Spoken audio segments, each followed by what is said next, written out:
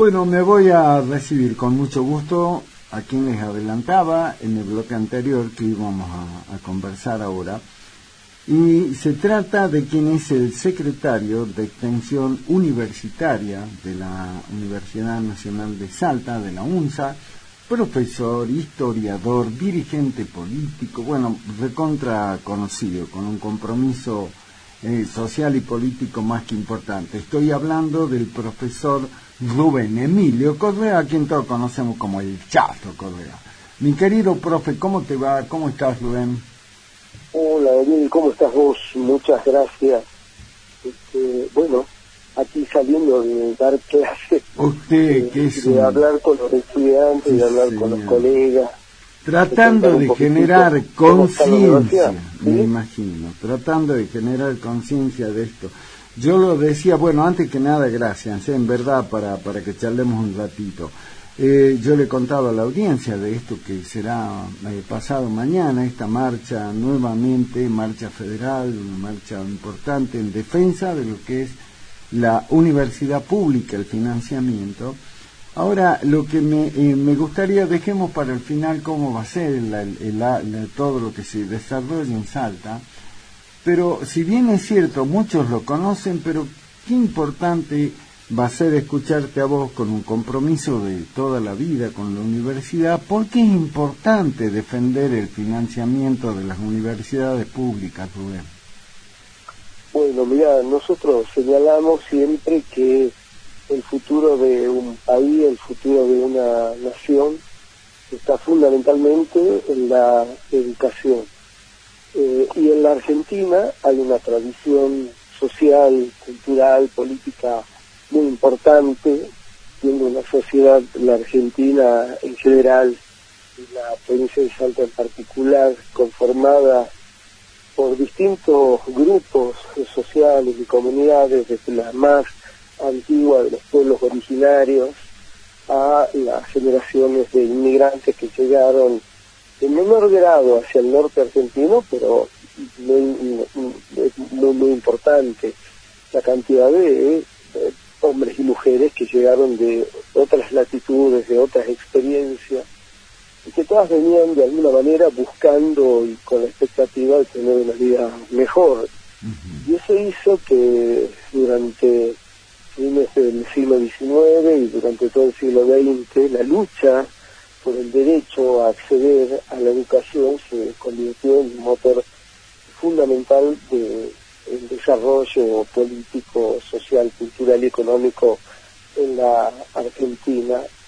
Y ese derecho a acceder a la educación es un derecho que se fue ampliando con luchas, ¿no?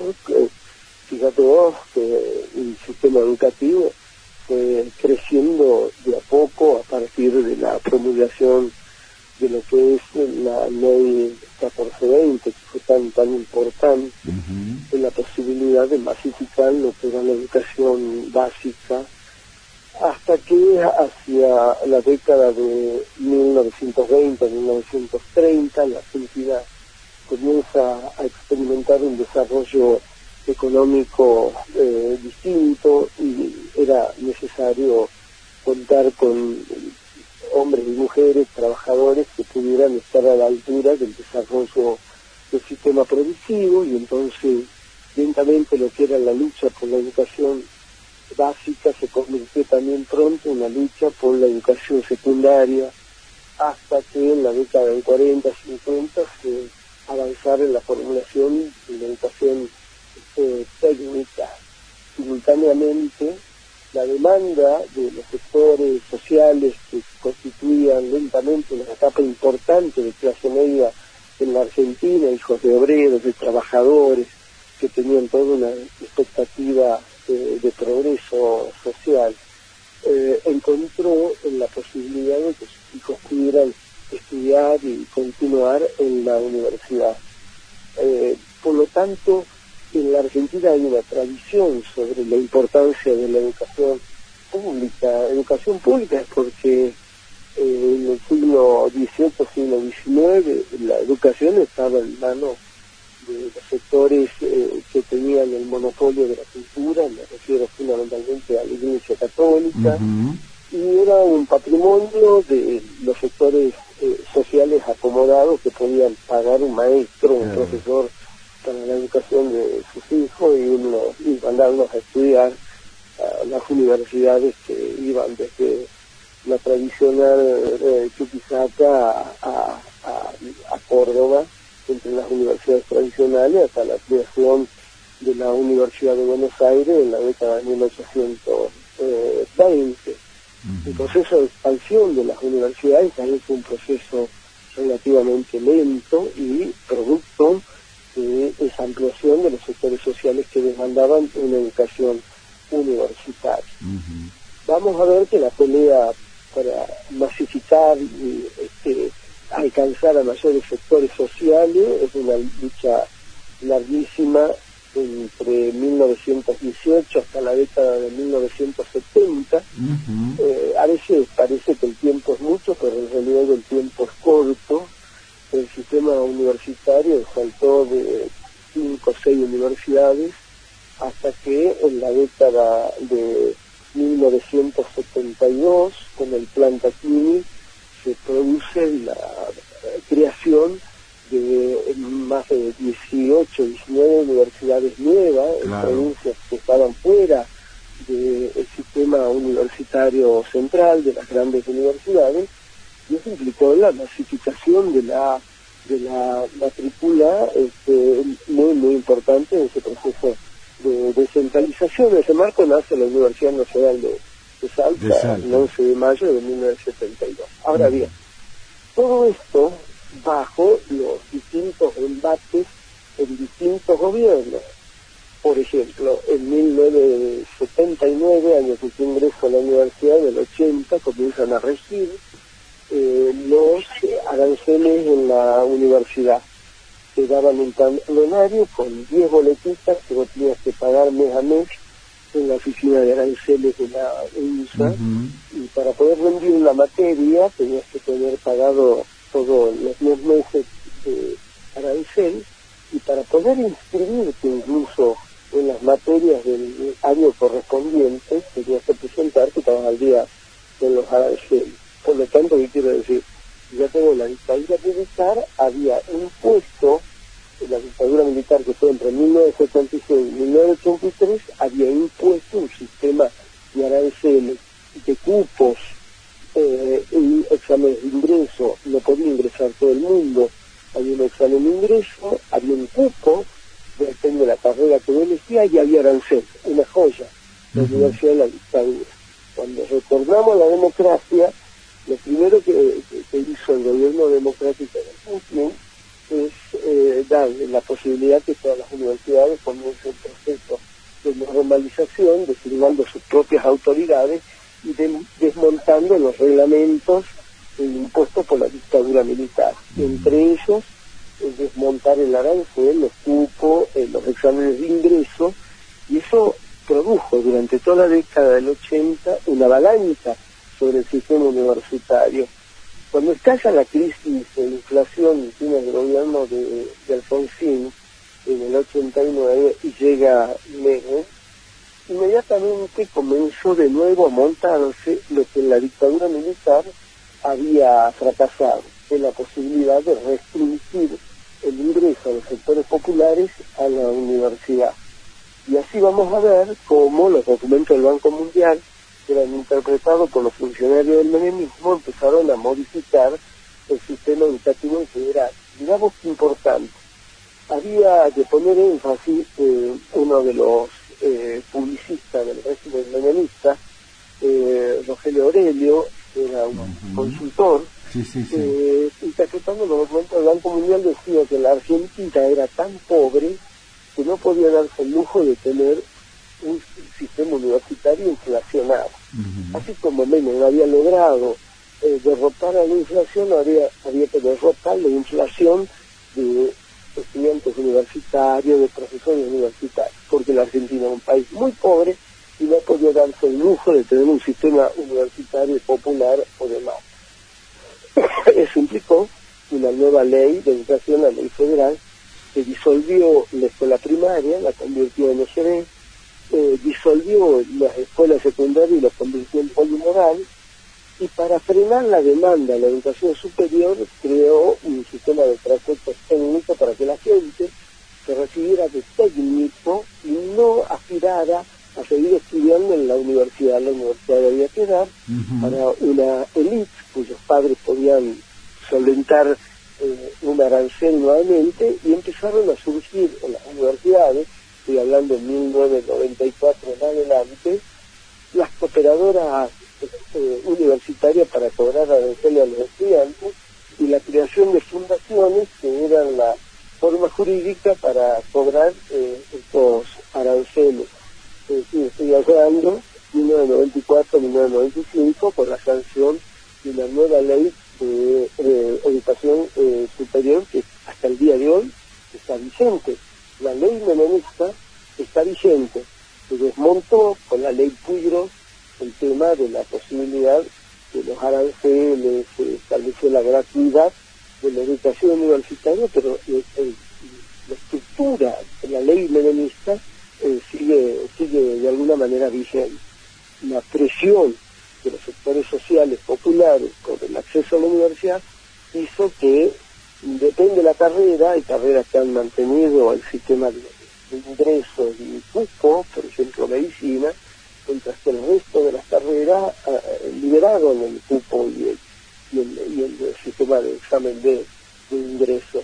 Ahora, Macri no pudo avanzar dentro de ese proyecto, y por lo tanto la crisis del 2018, de abril-mayo del 2018, puso en jaque la propuesta de ajuste que planteaba el macrismo sobre las universidades, no lo puede llevar adelante, y luego, bueno, toda esta historia conocida, el desbarranque de los gobiernos peronistas kirchneristas, y el triunfo de Milei, que vuelve a poner sobre la mesa la vieja propuesta de achicar a las universidades, de avanzar en la privatización de los sistemas educativos.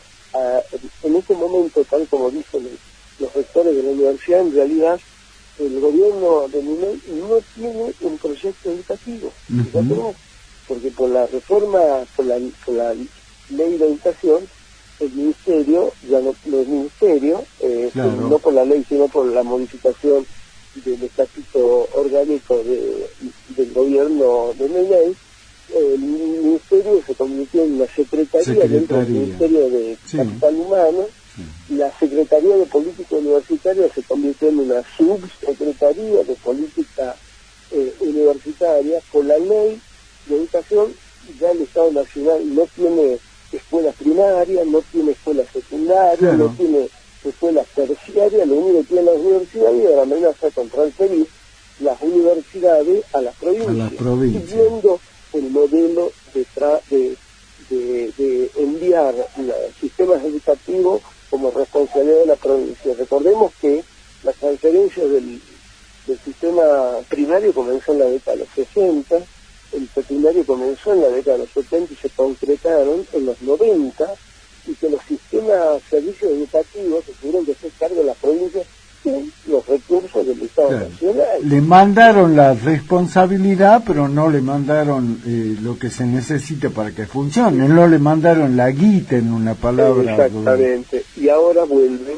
con el modelo que quiso imponer Menem en los 90, que es financiar la educación con premios y castigos a las instituciones de acuerdo a la elección que los padres realicen.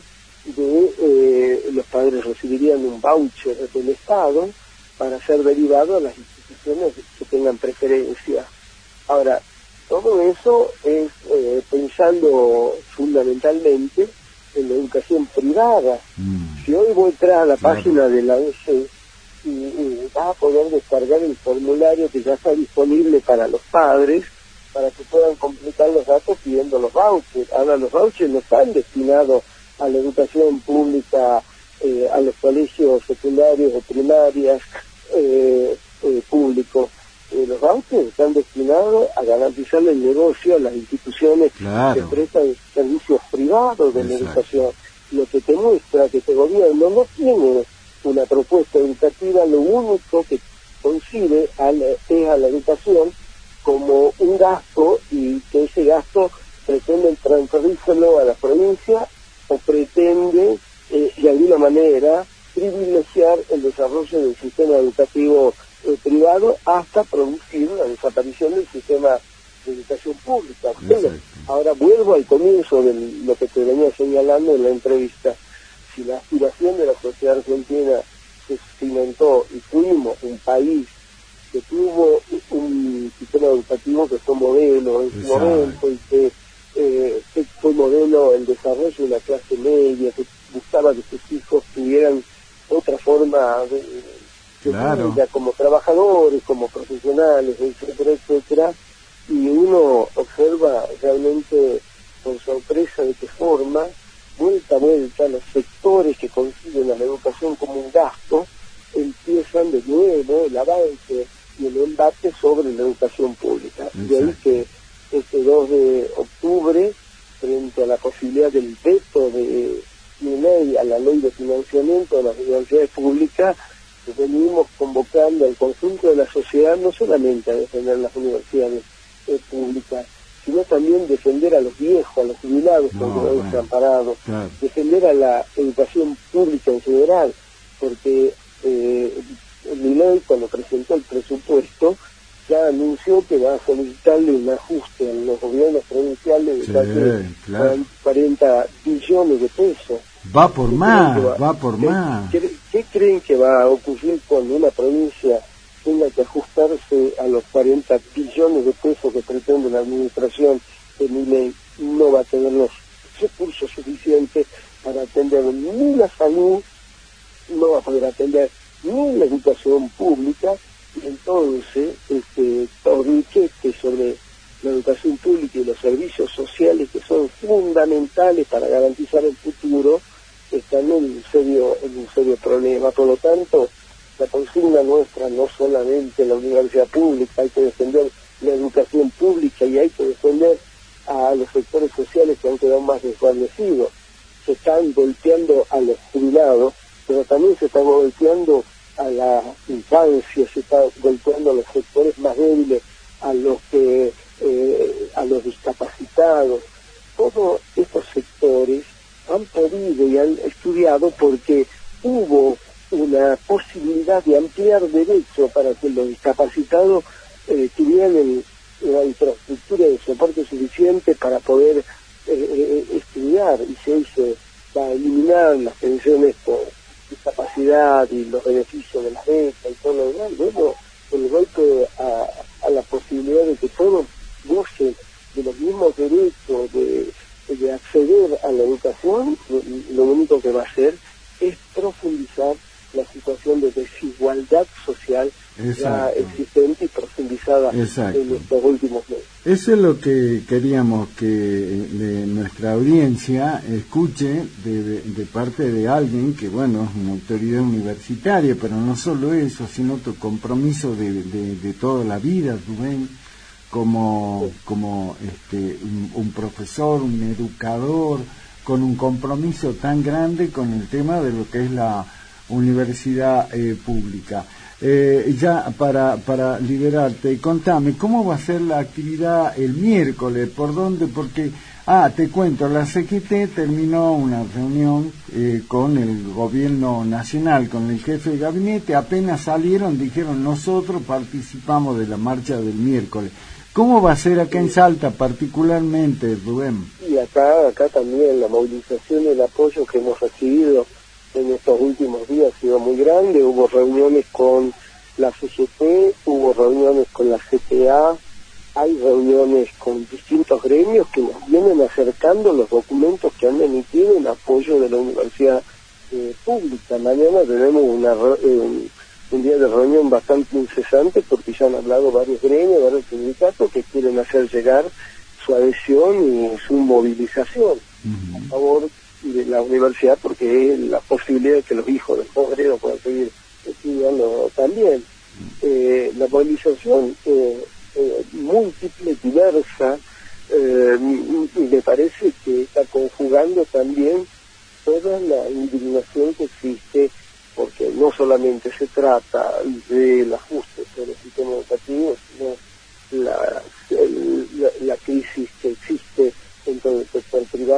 está afectando en el nivel de empleo, en la crisis de cómo han licuado a través de un ajuste en el poder adquisitivo de los salarios, con una mentira terrible, señalando que no hay inflación, que los sueldos le están ganando a la inflación, etcétera, etcétera, ha cerrado una perspectiva macroeconómica pero que no mira lo que en el espacio microsocial de la familia, de los trabajadores, de los niños, de los ancianos, realmente está ocurriendo. Es decir, esa negación a ver la realidad es lo que realmente sorprende, espanta, y creo que la sociedad se va a movilizar en este sentido. Exacto. ¿No?